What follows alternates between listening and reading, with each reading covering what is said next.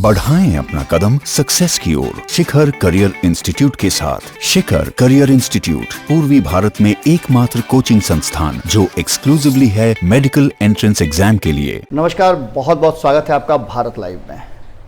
सुबह सवेरे आपके सामने आने का सबसे बड़ा उद्देश्य जो है वो ये है कि आपको एक बड़ी जानकारी देनी है। बड़ी जानकारी ये है कि नीतीश कुमार जी एक बार फिर से अपने पुराने लय में आ गए हैं। और ये पुराना लय आप समझ ही सकते हैं कि किस तरह का होगा। एक बार फिर उन्हें लगा है कि जिस रास्ते पर वो चल रहे हैं उस रास्ते पर बहुत दूर तक चलना मुश्किल है, क्योंकि जिस तरह की स्थितियां बिहार में पैदा हो गई हैं और बिहार के लोगों में पैदा हो गई हैं, उसने नीतीश कुमार को कहीं ना कहीं भीतर से पूरी तरह से हिला दिया है। इसको लेकर के अब नई नई बातें सामने आने लगी हैं। लगातार लोगों की आलोचना का शिकार बन रहे नीतीश कुमार ने अब तेजस्वी यादव से बात करने का मन बना लिया है। तेजस्वी यादव से ही बात नहीं करेंगे, वो बात करेंगे और भी कई नेता हैं जिनसे बात करेंगे, विपक्ष के नेताओं से बात करेंगे, कांग्रेस से बात करेंगे, वो हिंदुस्तानी आवाम से भी बात करेंगे, वो बात सीपीआई से भी करेंगे। इस बीच में आपको एक बात बता दें कि वो भारतीय जनता पार्टी के नेताओं से भी बात करेंगे, यानी कि वो सर्वदलीय बैठक बुलाने के लिए राजी हो गए हैं। एक कहावत आपने सुना होगा कि 9 दिन चले 2.5 कोस, लेकिन नीतीश कुमार जी 40 दिन 2.5 कोस भी नहीं चल पाए। आप समझिए कि जिस तरह के दावे और वादे हो रहे थे, उन दावे और वादों का पूरी तरह से धज्जी उड़ गया, तहस नहस सब कुछ हो गया। बिहारी जहां थे वहीं गुस्से में भर गए, कारण कि भूख गुस्से को जन्म देती है। और जिस भूख को मिटाने के लिए अपने परिजनों को 2 वक्त की रोटी खिलाने के लिए बिहार छोड़ करके बाहर गए थे, आज वही लोग एक एक दाने को मोहताज हैं। एक तरफ लोग बाहर में परेशान हैं और दूसरी तरफ बिहार में लॉकडाउन की वजह से सरकारी तंत्र की सहायता और सुविधा लोगों तक नहीं पहुंच रही है। इन सब को लेकर के जब विपक्ष ने दबाव बनाना शुरू हुआ और लगातार नीतीश कुमार जी को अपने ही नीति और नियमों को बदलना पड़ा, तो नीतीश कुमार जी मजबूर होकर के, उनके पास जब कोई विकल्प नहीं बचा, तो उन्होंने सर्वदलीय बैठक बुलाने का फैसला किया। और यह फैसला तब किया जब उनकी पूरी तरह से किरकिरी हो गई थी। इससे पहले उन्होंने अपने जनप्रतिनिधियों से बातचीत की और जनप्रतिनिधियों से बातचीत के दौरान यह फैसला लिया गया कि सर्वदलीय बैठक होगा।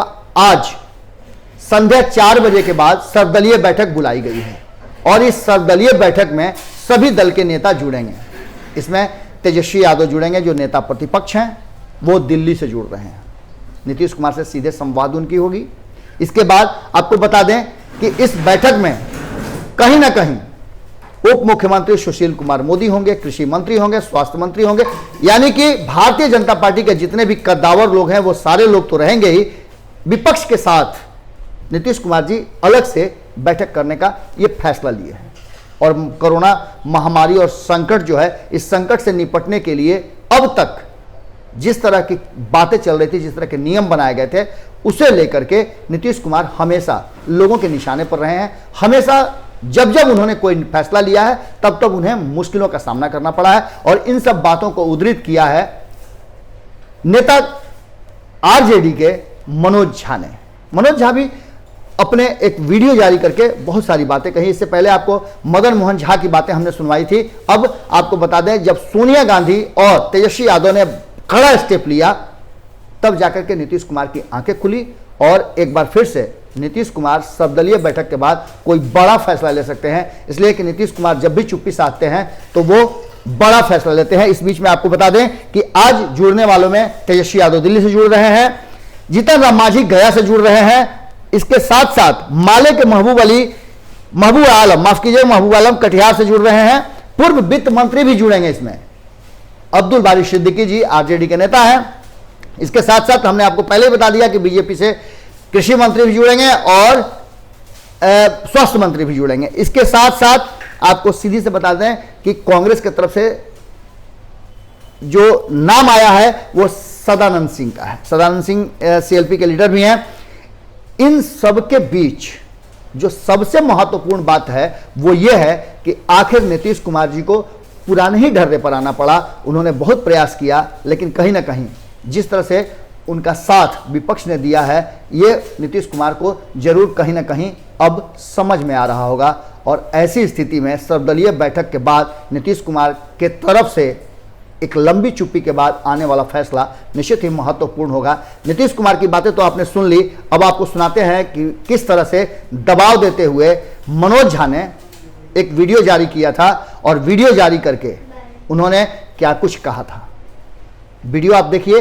देखिए, मैं समझ रहा हूं कि अगर खुद माननीय मुख्यमंत्री बिहार अपने तमाम बयानों को देखें बीते 24-25 दिनों में, तो उन्हें कितने विरोधाभासों का अभाव होगा। कभी लॉकडाउन की सैक्रोसैंक्ट मांग रहे थे, कभी जब दूसरे राज्यों से के मुख्यमंत्रियों ने किया और हमने मांग की, तो फिर उसके बाद कुछ बयान पलट दिए, फिर उन्होंने कहा आना लाना, फिर उनके डिप्टी सीएम साहब ने कहा कि ना हमारे पास संसाधन नहीं, फिर नेता प्रतिपक्ष ने ऑफर की बसेस, और अब जबकि रेलवे का ऑर्डर आया, एमएचए का ऑर्डर आया रेलवे को लेकर के, उसके बाद ये कहना पहले कि हम नहीं दे सकते पैसा, फिर उसके बाद जब मैं समझता हूं नेता प्रतिपक्ष ने 50 ट्रेन फिलहाल शुरुआती दौर में, हम आगे के लिए भी तैयार हैं, इसलिए नहीं कि राजनीति करनी है, इसलिए कि मदद करनी है।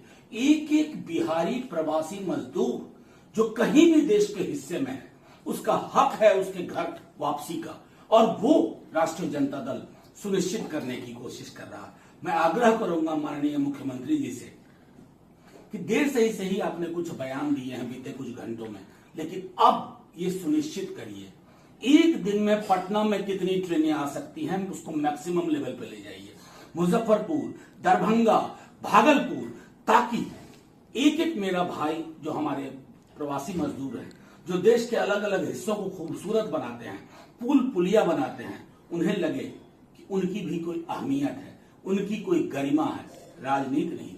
बस एक दूसरे का हाथ पकड़ करके आपसे उम्मीद है कि आप ये सुनिश्चित करेंगे। और भी खबरों के लिए आप भारत लाइव से जुड़े रहिएगा।